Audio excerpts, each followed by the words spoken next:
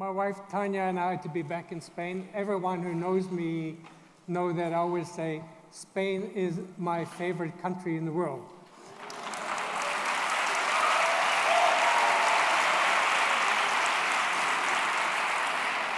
I'm not just saying that, it's the truth. And we're happy to be back in Spain for the second time this year. Oh, there she is, my wife Tanya.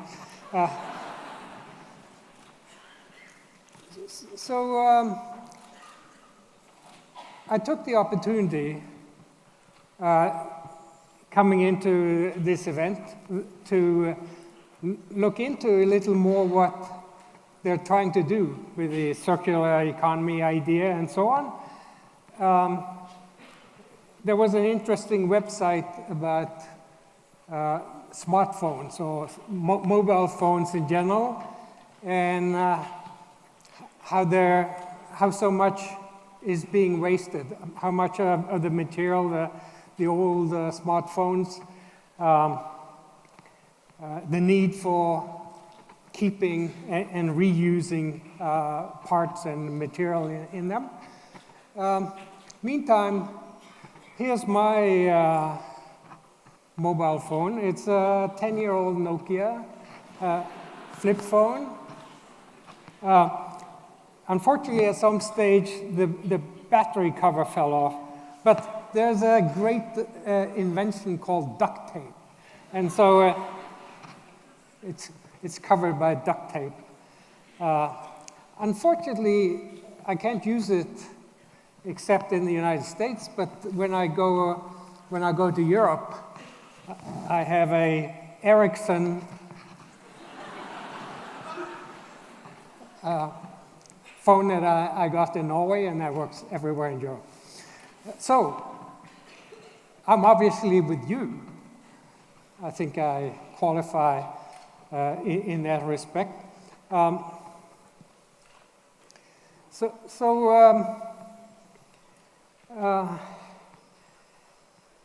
The theme of my talk has to do more with how much resources are misallocated lots of places. In some sense, I think that's order of magnitude a greater problem than even the reuse. Eventually, the reuse idea, recycling and so on, is going to be very important. Obviously, I think so because it's in the blood of Norwegians to think so. By the way, I was promised there was a clicker on the podium, but I don't see it. Whoever is in charge of clickers could,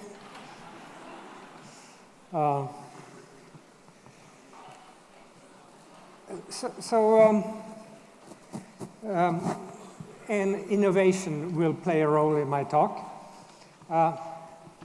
Let me make sure I stay. I was also told there'll be a clock here, but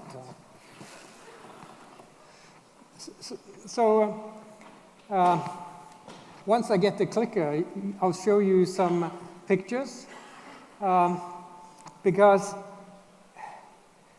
there was a French economist, Piketty is his name. He pointed out very interesting studies about the inequality within nations. The United States, for example, and other nations, how inequality has grown over time. Now, when you look at the data, it becomes clear, and these pictures would show it very clearly. It becomes clear that the extent of inequality is orders of magnitude greater across countries than it is within any countries. So this leads you to think about why is that? And it's clear that there are some regions where they're doing much better than others. For example, in East Asia, there are some countries, Korea, Japan, and Taiwan, Hong Kong.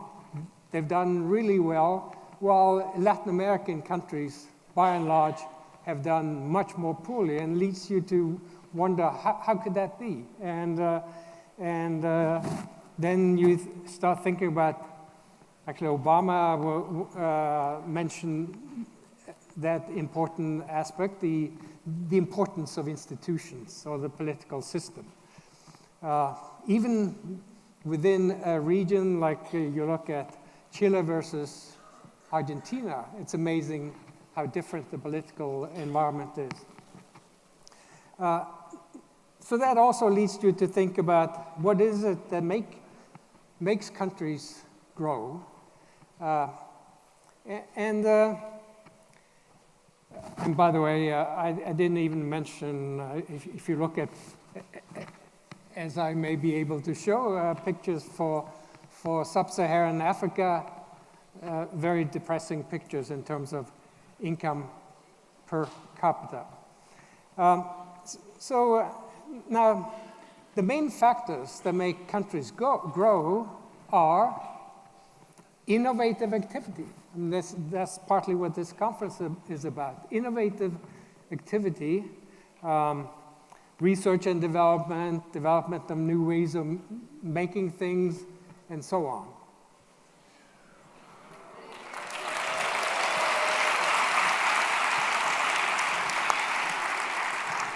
Oh, it's here. Thank you. It even works. Oh, fantastic.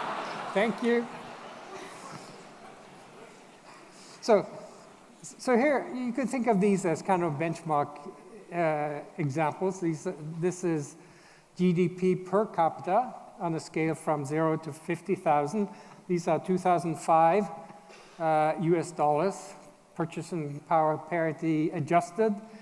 And this gives an idea what's possible for countries to do these days. This is the US, Australia, and Canada. Then three examples of the East Asian countries I mentioned, Korea, Japan, and Hong Kong. Hong Kong especially has been doing really well. Then the three examples of Latin American countries, Mexico, Argentina, and Chile. Clearly much more poorly. Just to give you an idea what a new country can do. Here are two new countries, Kazakhstan and Azerbaijan. I guess it's natural that you come into being, you don't do so well in the beginning, but if you do reasonably well, then especially don't mess up politically, you can do well. And that might be a model for what Cuba can do now that they have opened up more towards the rest of the world. And I can't fail to include China. China has been growing at good rates and projected to become the biggest country in terms of total economic activity in 2 or 3 years, but per capita lagging behind. And here's a picture for sub-Saharan Africa, where here the key is the scale here goes from 0 to 10,000, not from 0 to 50,000. And the only reason I needed 10,000 is because I decided to include Botswana in the picture, and they're a fairly resource-rich country, and they've been doing quite well by African standards. But these are sort of depressing pictures. So I was starting to say, so we think of output as a function of 3 things. Total output, this is in real terms, a function of the interaction of capital and labor, F of K and L. But there's also the Z multiplying this function. And I could have put the Z inside the parentheses, but this is to emphasize that how potent Z is, because its measurements suggest that it's approximately linear in Z. 1% increase in Z, 1% increase in GDP, even if K and L were not to change. Now, that's one interesting thing. The other is to think about the Z and the K especially, because these are the result of decisions of thousands, if not millions, of decision makers in any given country. And they're very forward-looking decisions. They tend to cost a lot as they take place, but the returns come over many years into the future. And here's where notice in my title there was something about economic policy. This is where economic policy comes into the picture, because these future returns are affected by the government. The future tax environment, the future regulatory environment affects what these returns after taxes, for example, will be. And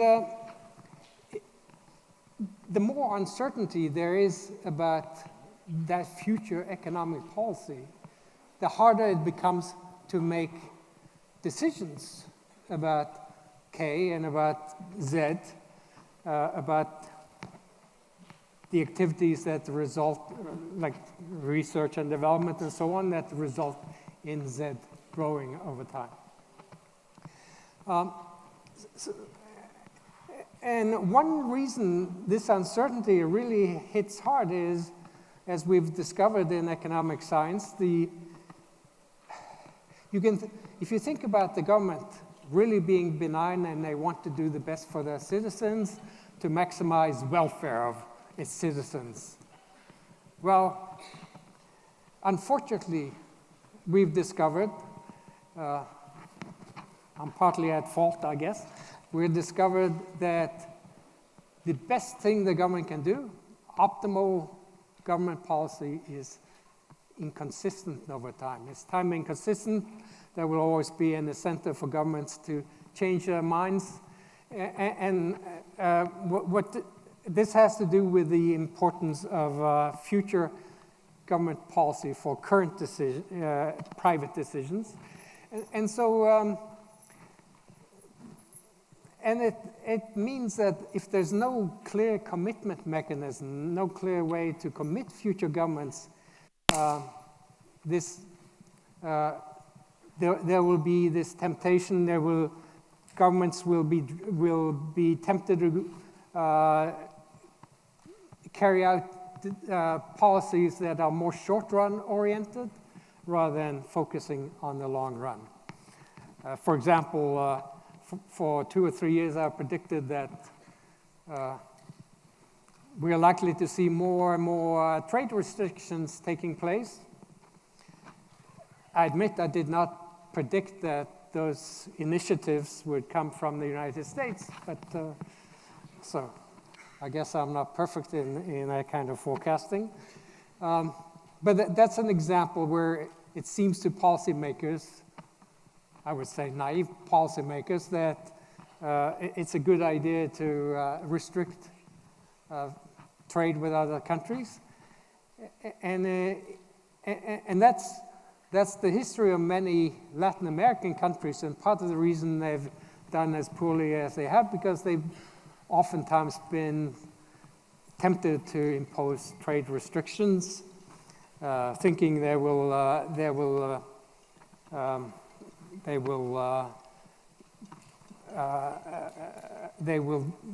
isolate domestic firms from foreign competition, but it also means that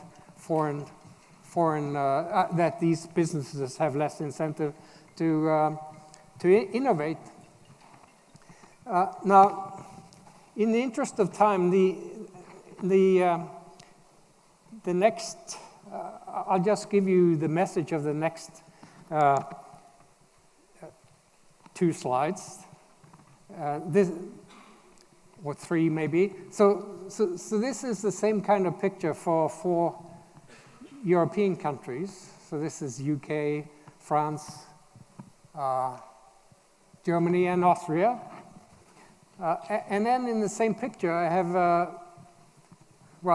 Italy hung in there with these other 4 for a long time, but they have fallen on hard times. And then I have Spain and Greece in this picture. I could have included Portugal, and they're clearly below. There's another country I like to include, and that's Ireland. So Ireland, pretty much, that's the, I guess the pointer doesn't quite work, but you may see a brown curve that ends up in 1990 on top of Spain. Now, I made that curve stop in 1990 because something important happened in 1990, and that's that Ireland decided to make tax policy completely certain.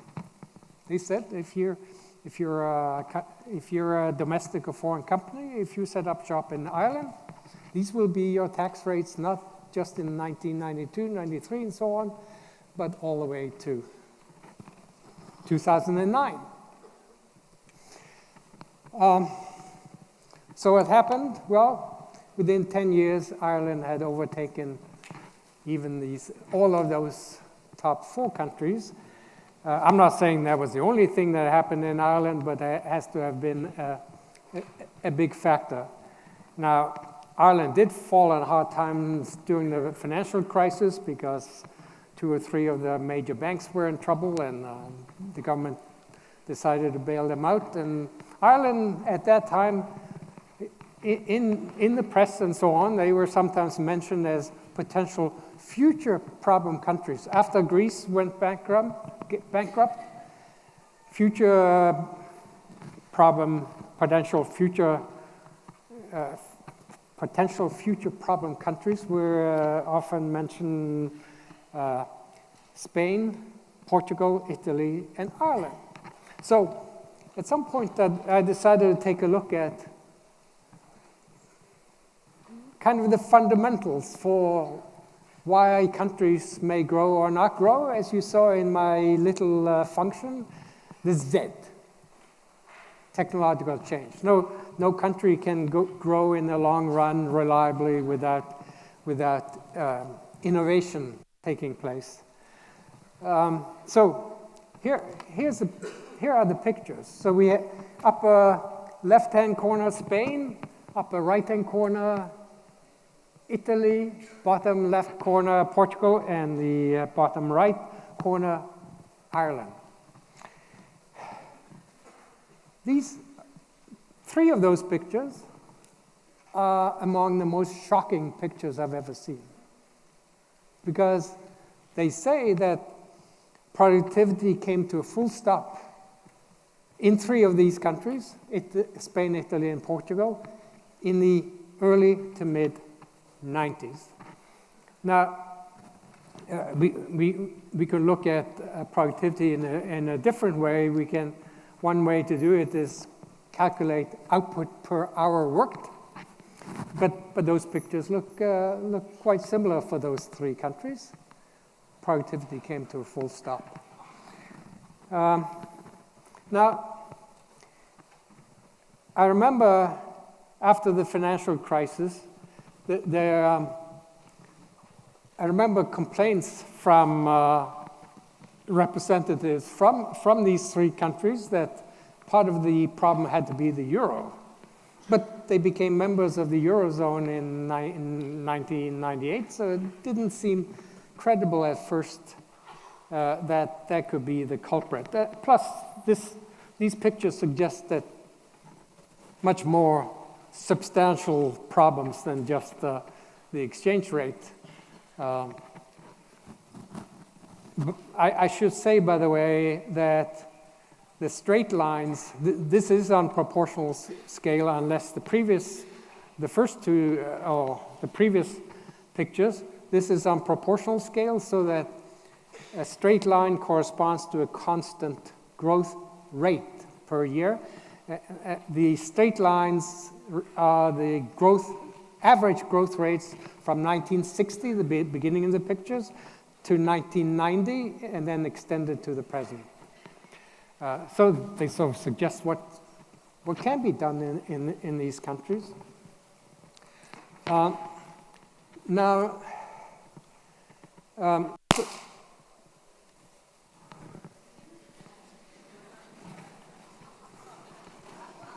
I don't think I did that, but so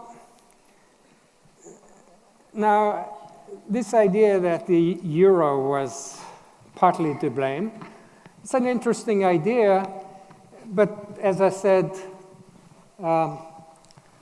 the membership started after this slowdown in productivity had already started. But at some point I had a conversation with I'm a consultant to the Federal Reserve Bank of Dallas and visit them occasionally, and they have a Spanish economist, Enrique Martinez, who we started having some conversations about the case of Spain. And what we realized was, well, the announcement you were going to become a member came much earlier, like around 1990, and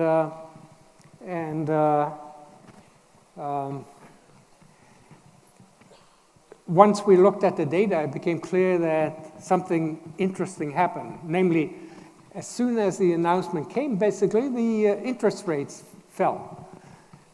Interest rates consist of 2 or 3 components, but one of them is the country risk. Some countries, they need to offer higher interest rates than others because they're just regarded as risky countries. And once they became members of the Eurozone, evidently, at least initially, it was thought, well, now they're not that risky. Interest rates came down. And as Enrique and I discovered, what happened since kind of fits in with economic theory quite nicely. One of the most dramatic things that happened was the following.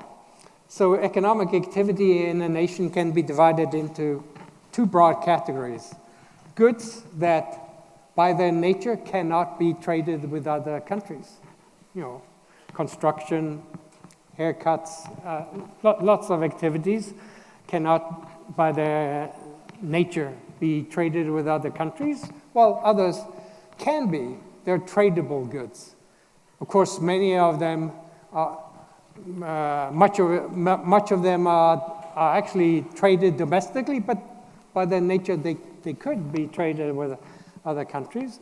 And so until about 1990, in Spain, half of the produced goods were tradable and half non-tradable.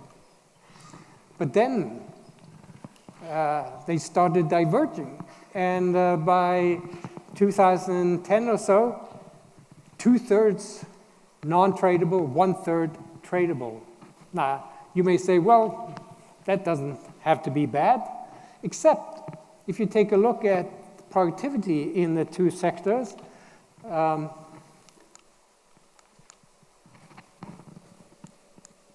here we go. So ignore the red and green curve, because these came out of the model that Enrique and I wrote down, but the blue curve is the interesting one. So this is productivity in the tradable goods sector, and notice the scale. It goes, the picture goes from 50 to about 220 or so. From 1980, from 100 to 220 or so, and that's a growth rate of about 3% a year. How about the non-tradable goods sector? Well, here the scale, we don't need 50 to 200. We need only about 90 or so to 120 or so. From 1980, again, it's set so that represents 100. Here the growth rate is only 1/3%. So what happened was, after 1990, the Spanish economy went from half and half being in the relatively productive tradable goods sector to being only 1/3 of the economy in the productive tradable goods sector. And so that has to be part of the reason for the full stop in productivity. And so it's clear that an economy cannot grow in the long run under those circumstances. Presumably, in Spain, they have now figured out more about what it takes. There's an interesting recent paper by Hal Cole, Jeremy Greenwood, and Juan Sanchez, entitled, and it was published in Economía, one of the top 3 journals in economics. The title is, why doesn't technology flow from rich to poor countries? So that has to be one of the most important questions in economics these days. And much of it, they find, has to do with how financially advanced nations are, how advanced the financial sector is. And I'd like to end by talking about, in the context of resource allocation or misallocation of resources, I think the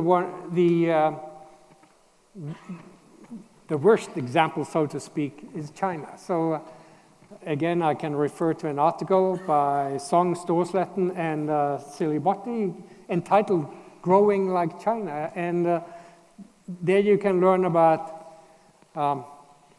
China. Most of the banking sector is owned by the state. They tend to favor the state-run companies. The state-run companies have, as a consequence, have little incentive to be that innovative. In the meantime, the entrepreneurs, the beginning entrepreneurs, or small to medium-sized companies have a hard time getting loans to finance their ideas. And so this is likely to be a big problem for China. And the implication is the estimates of the extent of resource misallocation are the estimates are staggering.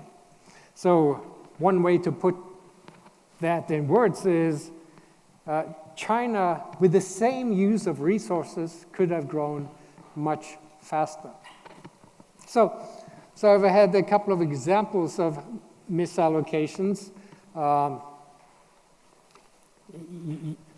You could regard the case of Spain, Italy, and Portugal as examples of misallocations.